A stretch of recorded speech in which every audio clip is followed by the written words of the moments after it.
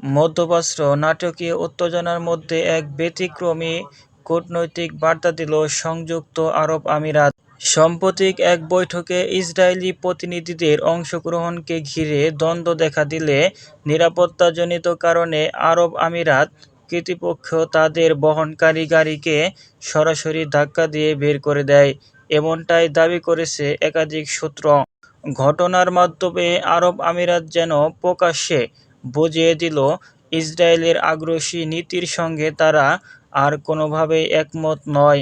গাজা পরিস্থিতি এবং ফিলিস্তিনি নির্যাতনের প্রতিবাদে এমন দূর অবস্থানকে অনেকেই আরব জাগরণের অংশ হিসেবেই দেখছেন। এই ঘটনাকে কেন্দ্র করে ইসরায়েলের মধ্যে ব্যাপক সমালোচনা শুরু হয়েছে। কূটনৈতিক মহলে গুঞ্জন উঠেছে, আরব বিশ্বে ইসরায়েলের প্রতি সহনশীলতা দিন দিন কমে আসছে। হ্যাঁ দর্শক, আপনার কি মনে হয় অন্য আরব রাষ্ট্র ইসরায়েলের বিরুদ্ধে এমন কড়া অবস্থান নেবে? আপনার মতামত কমেন্ট বক্সে জানিয়ে দেন।